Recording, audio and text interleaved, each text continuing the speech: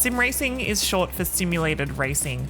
We're here to have a really good time racing whilst doing it as close to real life as possible. But how real do we really want to get? I have some thoughts on this, so let's try and have a look and see how much simulation is too much in sim racing. So there's a bunch of new things that are added every year that simulate more and more things inside the sim racing games, and some of them are great and some of them are annoying. We're trying to make everything like real life, but honestly, real life kind of sucks.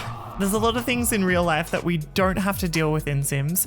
The first and most obvious one to me is that every car is equal. One of the most frustrating things in real life, and every driver has experienced this, is that every car is actually different. Even in spec series, when every car is supposed to be equal, there are always cars that are a little bit more equal than other cars. In sim racing, we don't have to deal with this. When you get smacked by someone in an online race, you know that it's because they were actually the better driver, not because their engine was a little bit stronger or their car was a little bit more developed. Another thing that's really cool in sim racing that we don't see in real life is fixed setups. There's often a lot of restrictions over what you can and can't do with a car setup in real life racing, but it's sort of great to be racing fixed setup in sim where there's literally nothing separating everybody's car setup in races. Well, these are some positive things, and there are some other things that are in real life racing that we don't simulate in sim racing.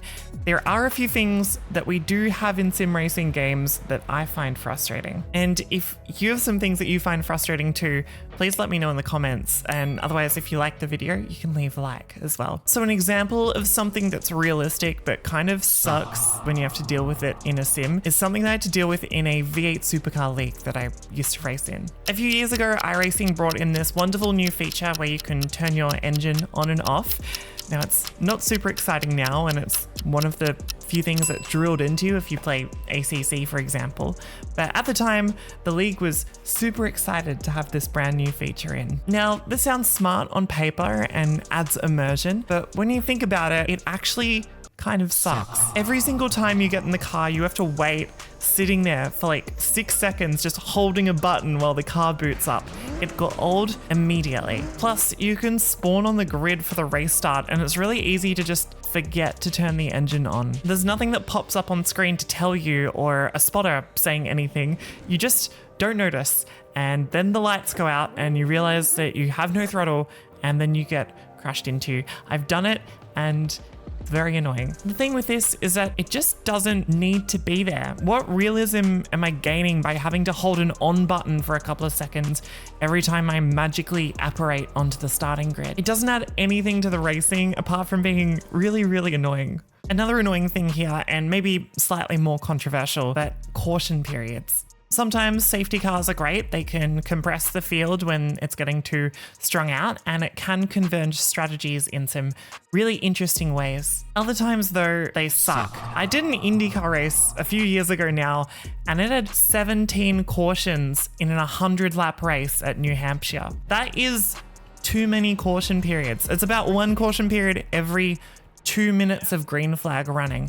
And why? Why do we need them? I know in real life it's for safety reasons, but you can't injure yourself in sim racing unless you like jam your fingers in your direct drive wheel or something. Nobody needs to be protected on the virtual racetrack, and these cautions sometimes aren't adding anything to sim racing. They're actively just making it worse. Another thing that sucks in real life that I see simulated a lot, and if you follow Formula One, you're well aware of it, and that is dirty air. If you're in an aero-sensitive car and you're following closely behind another car, you'll get dirty air and you'll lose a heap of aerodynamic grip. Mostly this is in the front of the car, and that's the bit getting the most affected by the car in front, and it'll give you aero push understeer. And sometimes this is okay at places like Indianapolis, where it makes the racing more interesting. You want to pass the car in front, but if you get too close, you'll understeer right into the wall. So you have to time your runs really well and stay away from the car in front. Other times though, dirty air sucks.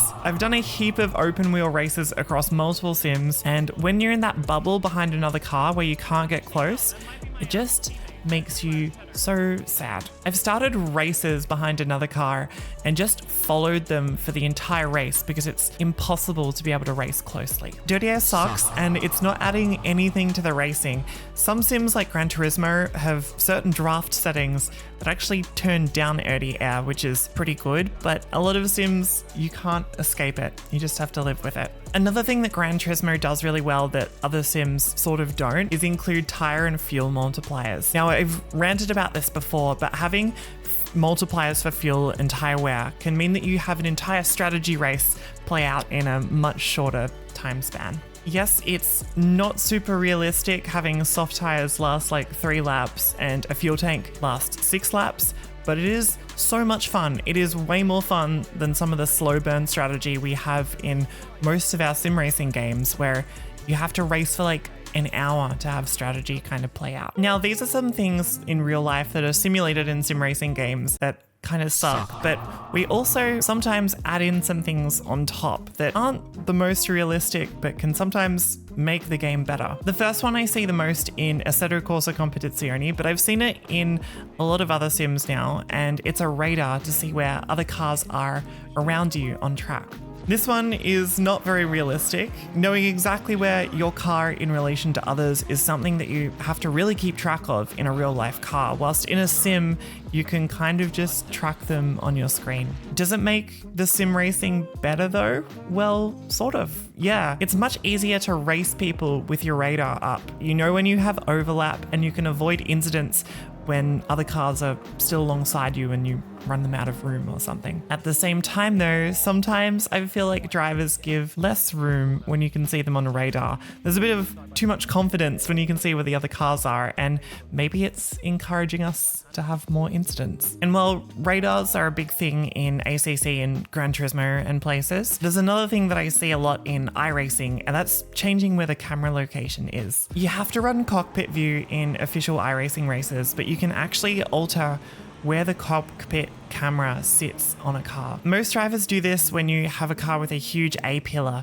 like the new Acura LMDH, for example, and they move the camera forward and to the middle of the car to give better visibility. Is it realistic? No, but it does make it easier to see and you'll be less likely to cause incidents. On the topic of cameras, actually, there are some sims where you can flat out race in whatever camera you like. It's not realistic, and my brain honestly can't comprehend driving like that sometimes.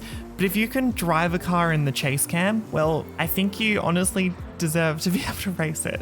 Some people can get weird about it, but honestly, I don't understand it. It's not hurting anybody. And yeah, if you can drive a car in chase cam, respect to you. There is one more thing that is in sim racing games that isn't in real life that I think is great, and that's some of the cars and tracks. In sim racing games, you get tracks like this included. And yeah, it's not the most realistic track, and they could definitely not make the death chicane in real life, but this track is so good, and so are some of the cars we get to race as well. There's currently a NASCAR Draft Masters official series. It's at Daytona, and it uses the NASCAR Car of Tomorrow car with no restrictor plate. Stupidly fast in a straight line, and it's something that didn't happen at the time and will never happen again in real life, but it's so damn cool. It's not a simulation of real life, but it is kind of better in a lot of ways. So yeah, those are some things that I find great or very annoying in sim racing, and I think it's really difficult to pick a line when it comes to simulation in these games. Real life sucks sometimes, and we can make things in sim racing that actually removes some of that sucky stuff that we have to deal with in real life. But which stuff do we remove and which stuff do we need to include? It's kind of hard to work out, I think. What are your thoughts? Is there something in sim racing that really annoys you and you think should be removed? Let us know in the comments. Otherwise, if you liked the video, you can leave a like and you can subscribe to Overtake for more sim racing videos. I'll see you next time. Bye-bye.